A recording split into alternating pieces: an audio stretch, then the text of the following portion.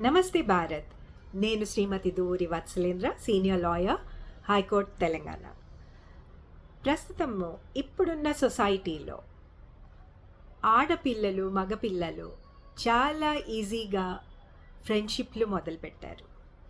ఇది మెయిన్లీ ఫోన్ల ద్వారానో, చాట్ అప్లికేషన్సో, లేకపోతే మామూలుగా కాలేజ్ స్కూల్లో పరిచయాలు. చాలా యంగ్ ఏజ్ నుంచి వీళ్ళు ఒక రిలేషన్షిప్, అంటే వాళ్ళకి రిలేషన్షిప్ మీనింగ్ తెలియకుండానే ఇన్వాల్వ్ అవుతున్నారు. దీంతో ఫిజికల్ అట్రాక్షన్స్, ఫిజికల్గానో ఇన్వాల్వ్ అయిపోయి, ఫిజికల్గా అంటే సెక్షువల్గా ఇన్వాల్వ్ అయిపోయి ఆ రిలేషన్షిప్ కామన్. ఒకప్పుడు పెళ్ళి కాకముందు అలాంటి రిలేషన్షిప్ని మొత్తం సొసైటీ వ్యతిరేకించేది. అది చాలా పద్ధతైన విషయము. పద్ధతి హద్దు మీరిపోతే దాని విలువలు ఉండవు. ఒక్కసారి శారీరకంగా కలిసిన ఈ అమ్మాయి అబ్బాయిలకి ఇంకా పెళ్ళి అనే విషయం అవసరం లేదు. ఎందుకంటే పెళ్ళి, హిందూ మ్యారేజ్ అనేది ఒక పెద్ద వ్యవస్థ. అందులో శారీరకంగా కలిస్తే అది ఒక గుడిలో వర్షిప్, పూజించబడిన విషయం.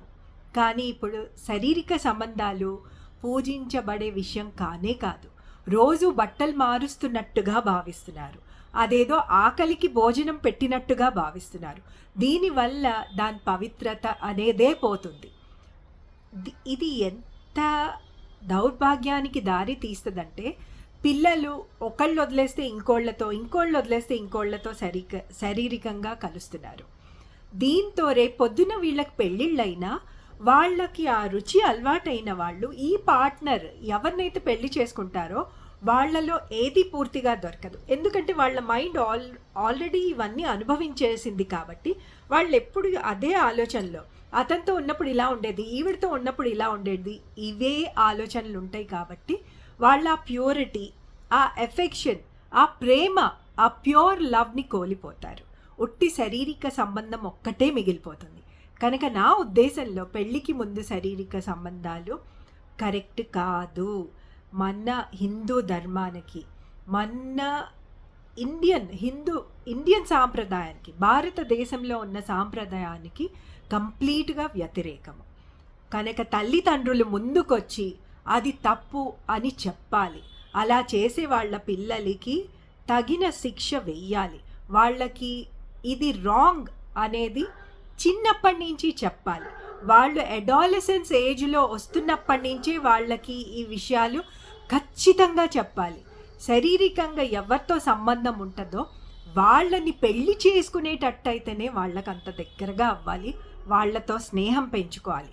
కానీ ఇవన్నీ ఈ కాలంలో చాలా సింపుల్ అయిపోయాయి.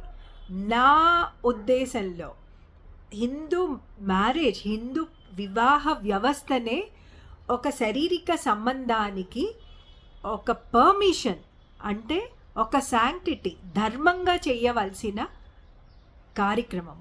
కానీ దీనికి ఇప్పుడు విలువ లేదు. కనుకనే ఎన్నో పెళ్ళి అయ్యాక ఈ శారీరక సంబంధాలు ఉన్నాయి అని తెలిసాక చంపుకోవడాలు, చంపడాలు, విడాకులు ఇవన్నీ పెరిగిపోతున్నాయి. కనుక ప్లీజ్ అందరి తల్లిదండ్రులు ఇదొక పెద్ద బాధ్యతగా తీసుకొని శారీరక సంబంధాలు అనేవి చాలా నెగటివ్, రాంగ్, తప్పు అనేది మన పిల్లలకి చెప్పడం మనం అలవాటు చేసుకోవాలి. వాళ్ళని సరైన మార్గంలో పెట్టాలి.